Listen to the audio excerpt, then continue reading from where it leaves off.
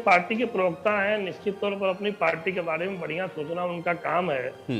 और हमने पहले भी कहा कि उनकी पार्टी ने पिछले 5 सालों में भारतीय जनता पार्टी की सरकार के खिलाफ कांग्रेस, समाजवादी पार्टी से ज्यादा सड़कों पर दिखी उनकी पार्टी, ऐसा मेरा मानना है। अब ये वोटों में कितना परिणत होगा, क्या लहर चल रही है, मुझे कहीं इनकी पार्टी के अंदर करंट दिखाई देता है।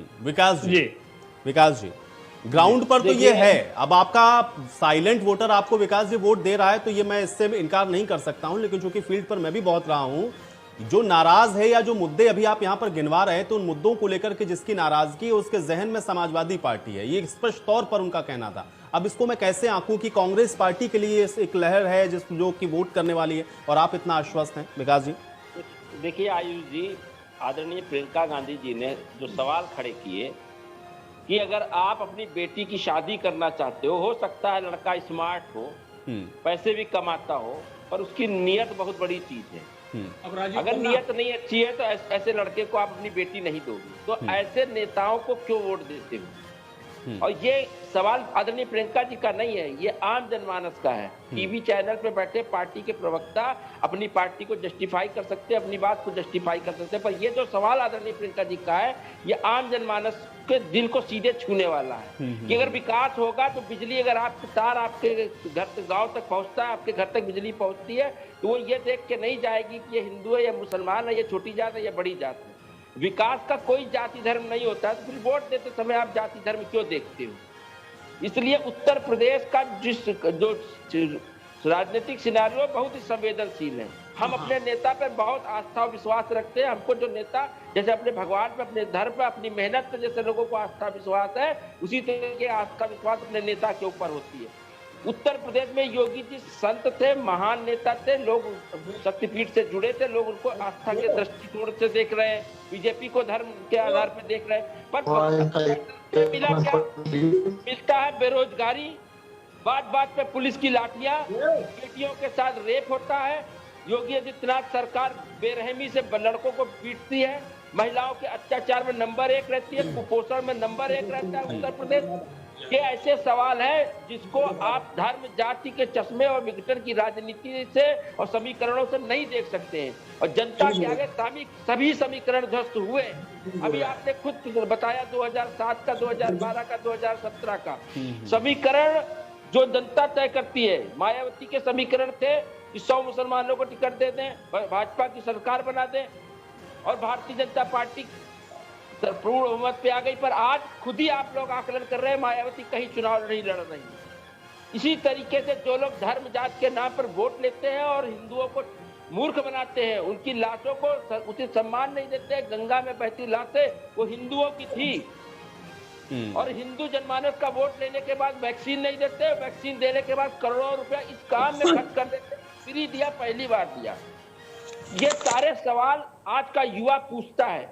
जिस तरह आप समाज में जाते हैं, आपके चैनल जाते हैं, जैसे हमारे साथी प्रवक्ता लोग जाते हैं, वैसे हम लोग भी जनता के बीच में गए। न्याय पंचायत स्तर पर हमने अपना संगठन खड़ा किया, पंचायत किया, न्याय, और गली गली हम लोग घूमे, और हमसे ज्यादा आदरणीय प्रियंका गांधी जी ने पूरे उत्तर प्रदेश में मथा है। कोई ऐसा क्षेत्र नहीं, कोई ऐसा आंदोलन नहीं जिसको प्रियंका गांधी जी ने टच ना किया हो। और आज जनता स्वयं कह रही है कि कांग्रेस की जरूरत है, कांग्रेस को आगे आना चाहिए। और जब 32 साल से कांग्रेस सत्ता में नहीं है, तो उसके जो नेता होंगे वो आपको विधायक, एमपी, एमएलए नहीं दिखेंगे। वो फॉर्च्यूनर से नहीं घूमते दिख रहे हैं, तो इसका ये मतलब नहीं है कि वो सत्ता और लोकतंत्र में उनकी जगह नहीं है। लोकतंत्र में अंतिम व्यक्ति को भी न्याय मिले, अंतिम व्यक्ति की भी आवाज बुलंद होनी चाहिए, और ये जनमानस तय करेगा। क्योंकि एक वोट का बटन भाजपा के लिए भी दबाता, सपा के लिए भी दबाता, बसपा के लिए भी दबाता, और पूर्ण बहुमत से कांग्रेस के लिए भी दबता है, और दबना चाहिए। अगर नहीं दबेगा तो जैसे उत्तर प्रदेश 25 साल से जाति धर्म के नाम पे बट रहा है, फिर बटेगा, और बटेगा तो फिर 5 साल तक लोगों को ऐसे ही भुगतना पड़ेगा। इसलिए कांग्रेस, चलिए ठीक है, अब उसके लिए तो आप लोग मेहनत कर रहे हैं, बाकी तो आप अशोक जी, जनता इसीलिए होती है, और आज 5 साल के बाद चुनाव इसीलिए होता है कि कौन सच बोल रहा है, कौन झूठ बोल रहा है, जनता फैसला करती है। विकास जी, अभी विकास जी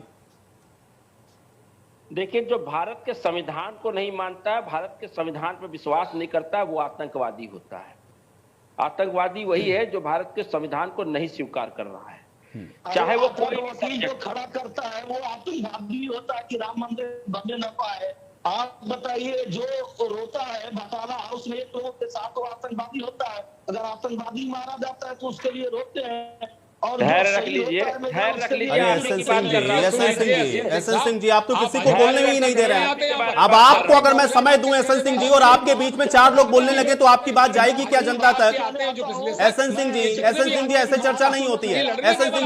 एसएन सिंह जी डिबेट में बैठे हैं तो डिबेट का एक तरीका होता है। जब समय दे रहा हूं मैं तो सब लोग अपने अपने समय पर बोले ना, मैं इसीलिए समय दे रहा हूं सबको। एक दूसरे को इंटरप्ट करेंगे उसका कोई फायदा नहीं है, केवल वो समय की बर्बादी है। वो केवल समय की बर्बादी है, जनता के समय की बर्बादी है, मेरे समय की भी बर्बादी है। मैं चाहता हूं कि मैं समय दे रहा हूं, अपने समय में बोले। अजय जी थोड़ा सा शांत रहे, और एसएन जी आप भी शांत रहे। पहले मैंने अभी विकास जी को कहा है ना बोलने के लिए, आपको मैं समय दूंगा, आराम से उनकी बात का जवाब दीजिएगा। धैर्यपूर्वक सुनना सीखिए, चर्चा में बैठे तो सुनना सीखिए पहले। विकास जी, विकास जी मुझसे पूछ रहे थे तो समाजवादी पार्टी के भाई क्यों बोल रहे थे? चलिए ठीक है, अब नहीं बोलेंगे, लेकिन आप लगातार बोल के रह जाते हैं, लगातार इतना गलत। मैं सबको समय दे रहा हूं, मैंने आपको भी समय दिया और अशोक जी को भी मैं इसीलिए कह रहा हूं कि आप लोग शांत एक एक करके बोले ना भाई। मैं समय सबको दे रहा हूं, ऐसा नहीं कि मैं उनको दे रहा हूं आपको समय नहीं दे रहा हूं। विकास जी बात रखें अपनी। देखिए, भारत तो वैश्विक स्तर पे कई बार अपमानित हो चुका है। जब संसद पे हमला हुआ था और कंधार में जब भारत के प्रधानमंत्री और गृह मंत्री जब लेके आतंकवादियों को कंधार छोड़ने गए थे, और जब पीडीपी के 700 से ज्यादा आतंकवादियों को समर्थन लेने के लिए उनको पत्थरबाजों और जो जम्मू कश्मीर में हमारे बाबा अमरनाथ के मंदिर में दर्शनार्थियों पर जो हमला करते थे, उनको 700 आतंकवादियों को छोड़ने के बाद जब गृह मंत्री थे राजनाथ सिंह जी, उनकी दस्तखत के बाद पीडीपी और भाजपा का समझौता हुआ था। तो शर्मसार तो वैश्विक स्तर पर भारत कई बार हो चुका है। आतंकवाद में हमारे प्रधानमंत्रियों ने जान दिया है, चाहे वो आदरणीय इंदिरा जी रही हो, चाहे वो राजीव जी रहे हो। देश की एकता अखंडता के लिए कांग्रेस पार्टी का क्या है, और इस देश में जो आज नफरत विघटन बंटवारे की बात करते हैं, जो देश को तोड़ के देखते हैं, बांट के देखते हैं। आज कानून का राज होना चाहिए, और भारत को वैश्विक स्तर पर तब भी अपमानित किया जाता है जब भारत की कानून व्यवस्था और अदालत और कानून के मंदिर का भी मखौल उड़ाया जाता है। तथ्यों सबूतों के आधार पर जब भगवान राम का अयोध्या में मंदिर तय हुआ अदालत के लंबे संघर्ष के बाद, पर उसको लोग स्टे होने के बावजूद लोगों ने जमहूरियत का कत्ल किया 1992 में, और इस देश में नफरत विघटन बंटवारे की भाषा बोल के वोट की राजनीति किया। और सत्ता में आने के बाद इनको ट्रिपल तलाक पर तो संघर्ष करना आता है, उसके लिए तो कानून बना लेते हैं, पर इसके बाद राम मंदिर के लिए बात आ रही थी तो किसी के अंदर चू तक हिम्मत नहीं थी।